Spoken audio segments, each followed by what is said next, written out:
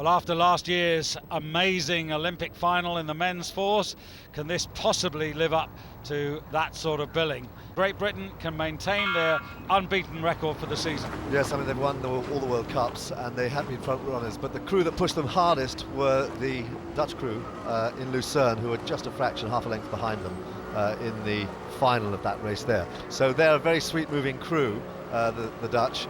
Very light touch. But don't forget that the Americans, last year, just before the Olympics, the American crew came out of the blue to Lucerne and beat all the fours, and then were recalled back into the American 8, and they went on to win the gold medal in the 8. They are now back, 3 of that crew are now back here, and they could spring a fantastic surprise. They've not done a lot in the heats, but they're doubling up here in the 4 and in the 8. For the United States, so they've been probably keeping their cards close to their chest. But my money really is on the British 4, because they have looked so good, and they are really a step up even on the previous 4s that Britain has been fielding in this event.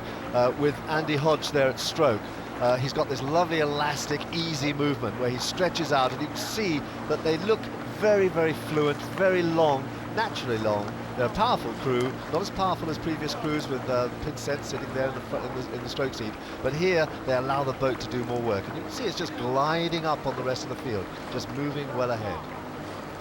So a positive start there by the British. Closest to New Zealand, and 2 from the bottom of your picture at Canada as we go through the first quarter, and it is the Dutch who are the closest pursuers to Great Britain, but then it's pretty close. Just on the far side there in lane 1, Denmark already just being a bit outpaced here. And the Americans at the moment, well, they don't look as if they're making very much of an impression. There was a rumour that Deakin in the bow there was injured early on, and he's quite an important player in all of this, obviously.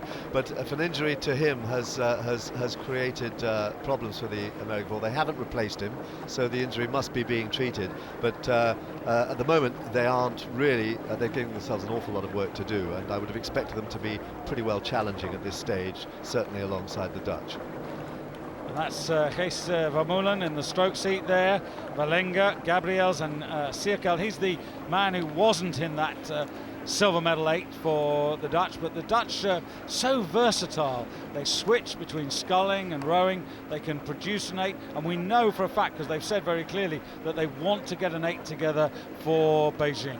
Well, you can see, look at the way they row. They sit up there, and you can see there's only they really, of the rest of the field, only they match that smooth elasticity of the British there. Their boat just travels beautifully. Vermeulen is a terrific stroke. He's not a big guy, but he just sits there and he allows the rest of the crew to row well.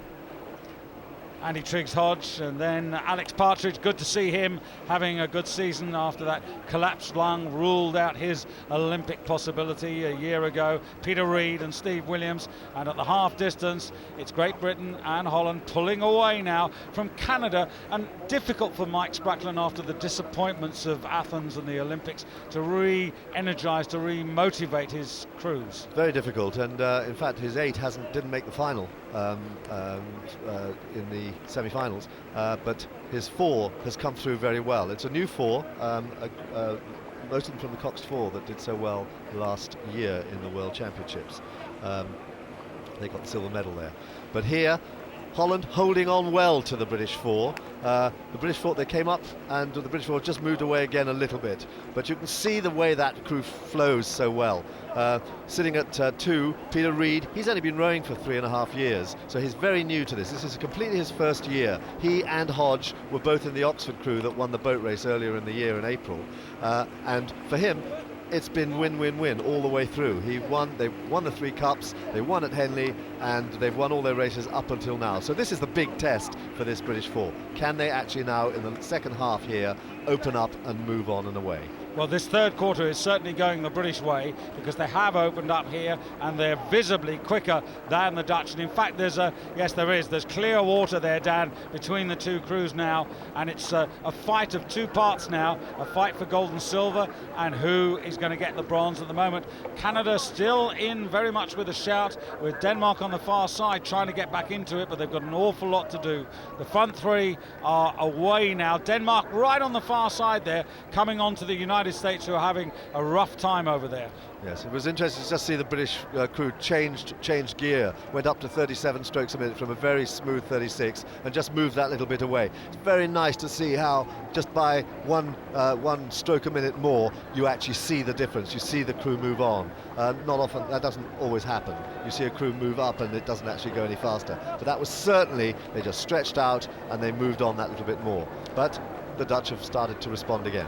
Yeah, that angle is rather deceptive. It suggests that they're all much closer than they are, but 250 metres to go now. And Andy Triggs-Hodge, he's got the situation in command there, picking up the rhythm. Alex Partridge translating it, Peter Reid, and Steve Williams in the bow. He's the wise head there who can bring most experience to this sort of situation. Yeah, very nice rowing from Steve. He just looks, even compared to last year, he looks more at ease, more relaxed, and he fits into the crew that little bit better. They move very, very well together. The boat moves well.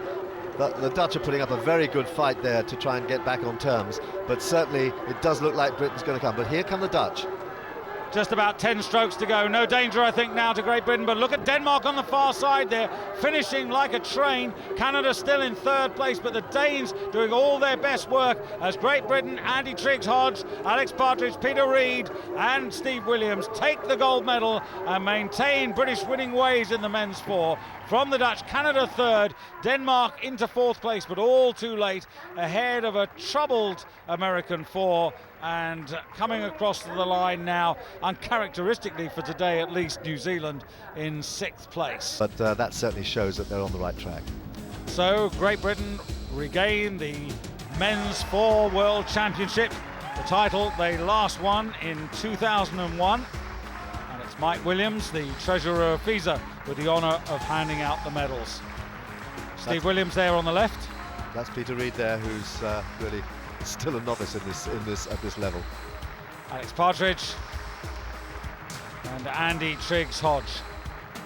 Steve Williams and his men, worthy successors to Matthew Pinson, Ed Code and James Cracknell.